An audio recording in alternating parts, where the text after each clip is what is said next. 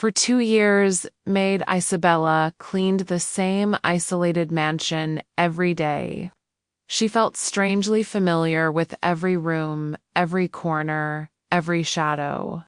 When she found the hidden door behind the bookshelf, her world collapsed.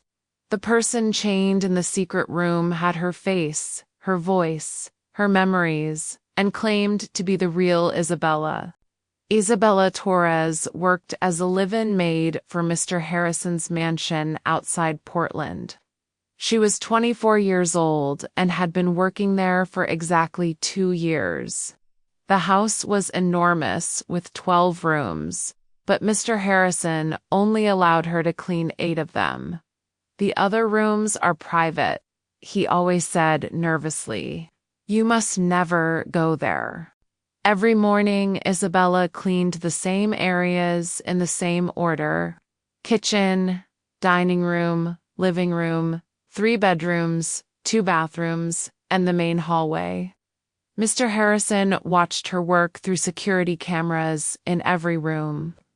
"For safety," he explained, but his eyes were always cold and calculating. Isabela felt uncomfortable but needed the job desperately. She had no family and nowhere else to go. Something about the mansion felt eerily familiar to Isabela. When she walked down the main hallway, she knew exactly how many steps to the kitchen. She could find light switches in the dark without thinking. "Why does this house feel like home?" Isabela wondered. "I've only been here 2 years." Sometimes Isabela had vivid nightmares about running through these same corridors. In her dreams, she was a small child being chased by a tall man.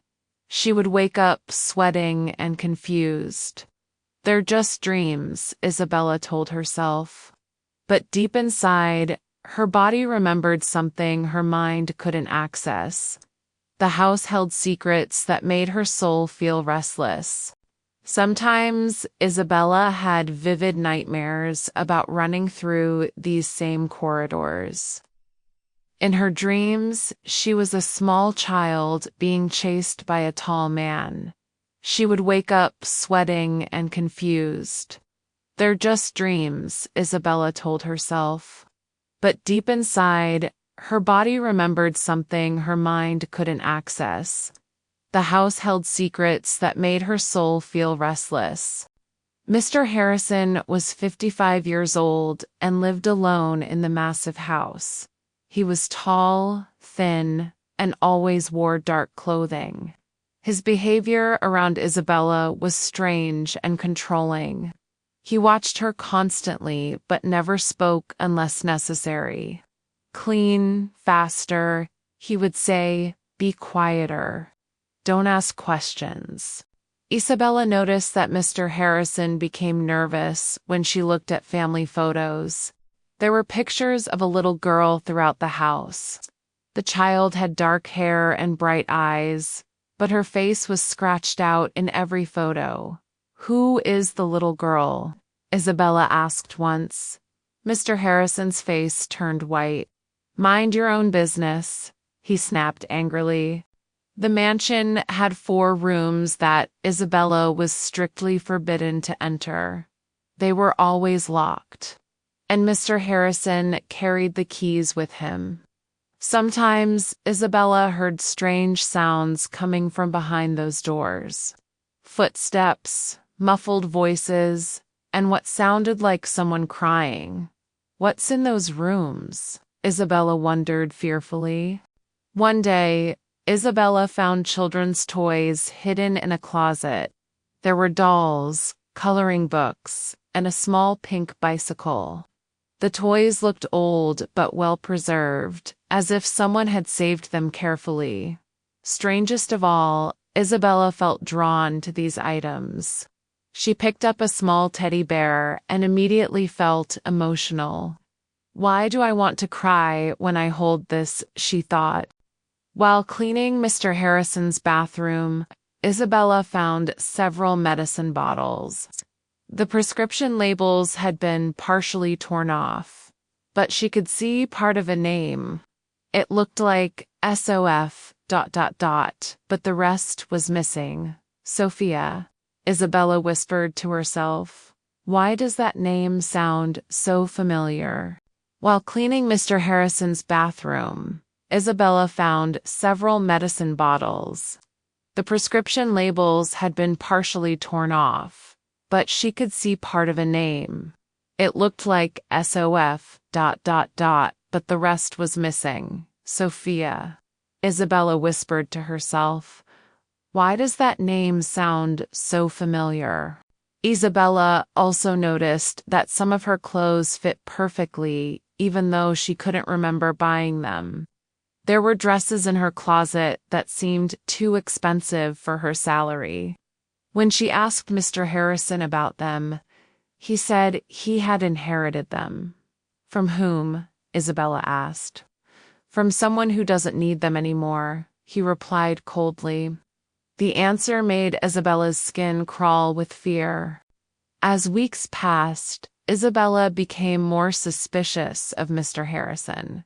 She started paying attention to his phone conversations. He often spoke in whispers about keeping her quiet and the experiment working. What experiment? Isabela wondered. Who needs to be kept quiet? Isabela also noticed that she instinctively responded when Mr. Harrison accidentally called her Sophia. Sorry, I meant Isabela. He would quickly correct himself. But the name Sophia felt natural, like it belonged to her. Isabela started having flashbacks of people calling her Sophia when she was very young. Am I going crazy? She thought. Why do I have memories of a name that isn't mine? On a cold Tuesday morning, Mr. Harrison left the house for his weekly grocery trip. I'll be back in 3 hours, he told Isabela. Clean the living room thoroughly today. As soon as his car disappeared, Isabela felt an overwhelming urge to explore. She had been having the strongest nightmares yet, all about a hidden room. Isabela went to the living room and stared at the large bookshelf. In her dreams, there was always a door behind books. She started pulling books from the shelves, looking for anything unusual. Behind a row of old novels, Isabela felt a draft of cold air. Her heart started beating faster as she discovered a hidden handle. This is it, she whispered. This is what I've been dreaming about. Isabela pulled the hidden handle and the bookshelf slowly moved aside. Behind it was a narrow hallway leading to a heavy metal door. The air smelled stale and frightening. Isabela's hands were shaking as she walked down the dark corridor. At the end was a room with no windows and only one light bulb. Inside the room, Isabela saw someone sitting on a small bed. It was a young woman about her age, chained to the wall. The woman looked up when Isabela entered. Isabela gasped and nearly fainted. The woman had her exact face, her exact hair, her exact everything. It was like looking in a mirror. Who are you? Isabela whispered in terror. The chained woman stared at Isabela with desperate eyes. I'm Sophia, she said in a voice identical to Isabela's. I've been locked here for 20 years. Who are you, and why do you have my face? Isabela's legs felt weak. My name is Isabela Torres, she stammered. I work as a maid upstairs. Sophia shook her head frantically. No, you don't understand, Sophia cried. I'm the real Sophia Harrison. This is my house. My father kidnapped me when I was 4 years old and locked me here. But you, ... you look exactly like me. You must be some kind of replacement he created. Isabela felt the world spinning around her. Sophia continued, explaining through tears. My father has been experimenting on me for 20 years. He's obsessed with creating the perfect daughter. You must be one of his attempts. He probably brainwashed you to forget your real identity. Look at your arms, Sophia said. Do you have any scars? Isabela looked at her arms and saw small scars she had never noticed before. I don't remember getting these, Isabela whispered. Those are from injections, Sophia explained. Memory suppression drugs, mind control medications. He's been erasing your real memories and implanting fake ones. The name Isabela Torres probably isn't even real. You might be another kidnapped girl, just like me. As Sophia spoke, fragments of memories began flooding back to Isabela. She remembered being called Sophia by kind voices. She remembered playing with the toys she had found in the closet. She remembered a different house, a different life, a loving family. I remember now, Isabela cried. There was a woman who used to sing to me. She called me her little Sophia. That was our mother, Sophia said softly. She died looking for you after you disappeared. Father told everyone you had drowned in a lake, but he actually brought you here and experimented on your mind. He turned you into his perfect, obedient servant. You've been living as a prisoner without even knowing it. Isabela collapsed to her knees, overwhelmed by the truth. We have to get out of here, Sophia said urgently. Father will be back soon, and if he finds you here, he'll punish us both. Do you know where he keeps the keys? Isabela's mind was racing. In his bedroom, she said, I clean there every day. But the chains, ... How do we break them? Sophia pointed to a loose pipe on the wall. I've been working on this for months, she explained. Help me pull it free. Together, they yanked the pipe until it broke. Sophia was finally free after 20 years of captivity. Now we get the keys and call the police, Sophia said. It's time to end this nightmare once and for all. Isabela and Sophia crept upstairs to Mr. Harrison's bedroom. Isabela knew exactly where he kept the keys. In a locked drawer beside his bed, they found the keys and also discovered a file cabinet full of documents. Inside were medical records, psychological profiles, and photos of other missing girls. Oh my God, Sophia whispered. We weren't the only ones.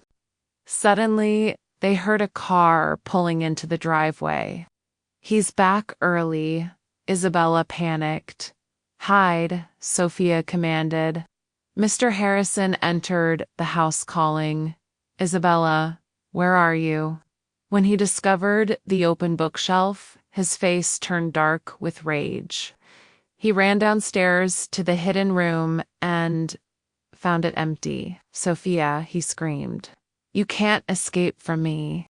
Mr. Harrison searched the house frantically for both girls. Isabela and Sophia hid in the attic, holding each other in terror. They could hear him breaking furniture and screaming threats. 20 years I've worked on you, he yelled. You will not ruin my perfect experiment. Sophia whispered to Isabela, I called the police from the bedroom phone. They should be here soon. We just have to stay hidden until then. But Mr. Harrison was getting closer to finding them. They heard his footsteps on the stairs leading to the attic. Come out, my daughters, he called in a sickeningly sweet voice. Let's go back to the way things were. Just as Mr. Harrison reached the attic door, police sirens filled the air. This is the police. Open the door immediately. Mr. Harrison's face went white with panic. He knew his 20-year secret was about to be exposed. You've ruined everything, he hissed at the girls. I gave you a perfect life, Isabela. My name is Sophia Isabela, shouted back, finally embracing her true identity. And you stole my life from me. The police broke down the front door and flooded the house. Within minutes, they found the hidden room, the medical equipment, and the files full of evidence. Mr. Harrison was arrested as he tried to run through the back garden. I was helping them, he screamed as police handcuffed him. The police investigation revealed the full horror of Mr. Harrison's crimes. He had kidnapped at least 6 girls over 30 years. He used them for psychological experiments, trying to create perfect daughters.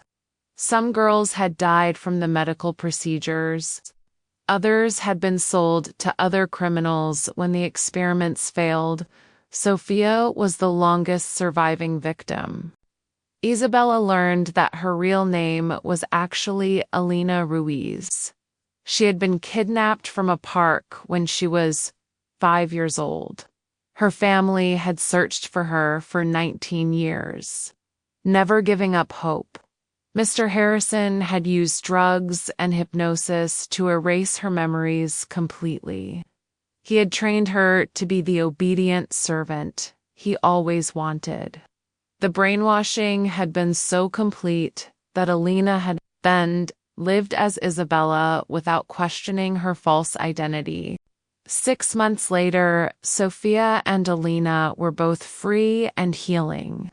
Sophia moved in with distant relatives who had never stopped looking for her. Alina was reunited with her parents, who cried for days when they saw her. Both women needed therapy to recover from their traumatic experiences, but they had each other for support. We saved each other, Sophia often said. Alina agreed. If I hadn't found you, we'd both still be prisoners. The two women became like sisters, bonded by their shared nightmare and survival. They started a foundation to help other kidnapping victims and their families. Their story became famous as the Mirror Room Rescue. Sometimes the people we're looking for are hidden in plain sight, and the truth we seek is closer than we imagine. If this psychological thriller gave you chills about hidden truths, please like, subscribe, and share. Have you ever felt like something familiar was hiding a dark secret? Tell us your thoughts in the comments below.